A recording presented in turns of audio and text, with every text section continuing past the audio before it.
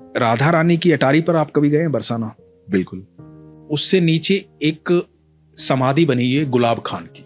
तो गुलाब खां जो है सारंगी बजाते थे अटारी पर, ठीक है, उनका काम था सारंगी बजाना। और उनकी एक छोटी सी बेटी थी राधा नाम की। तो राधा जो है वो बस एक बेटी थी, पत्नी उनकी थी नहीं। तो राधा नृत्य करती थी जब वो सारंगी बजाते थे, कीर्तन होता था, सारे लोग मिलकर के कीर्तन करते थे अटारी पर राधा रानी को प्रसन्न करने के लिए, सुबह शाम ये होता था।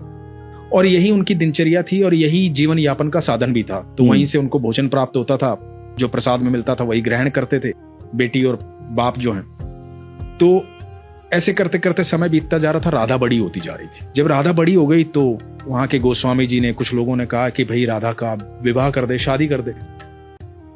तो गुलाब खान ने कहा कि मैं कौन होता हूँ शादी करने वाला, और मेरी तो इतनी औकात भी नहीं है, हैसियत भी नहीं है, जो होगा राधा रानी देखेंगी। तो लोगों ने कहा भाई सारा खर्चा हम करेंगे, सारी व्यवस्थाएं हम करेंगे, तो चिंता मत कर, राधा रानी का ही तो दिया हुआ है सब।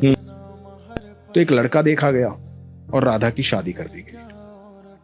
अब जब राधा की शादी हो गई तो गुलाब खां से ये जो वियोग था ना, ये सहन नहीं हुआ। अब जो बेटी सुबह शाम उसके साथ रहती थी, सारंगी बजाता था, नृत्य करती थी, हर समय बाबा बाबा बाबा बाबा, वो सुन नहीं पा रहा था, वो बाबा बाबा रोता रहता था उसकी याद में।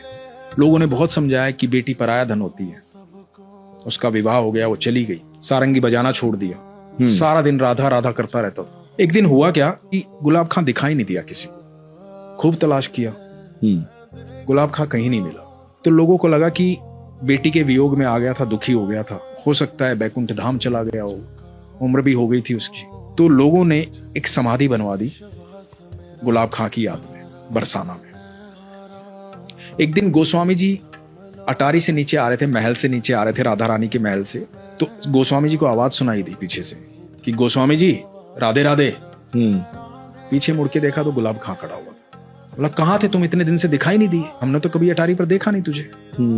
तो बोले नहीं, एक दिन क्या हुआ कि मैं रात को, उस दिन रात को सब लोग चले गए थे, मैं यहाँ रो रहा था, राधा राधा चिल्ला रहा था। एक छोटी सी बच्ची आई और बोली बाबा सारंगी नहीं बजाओगे,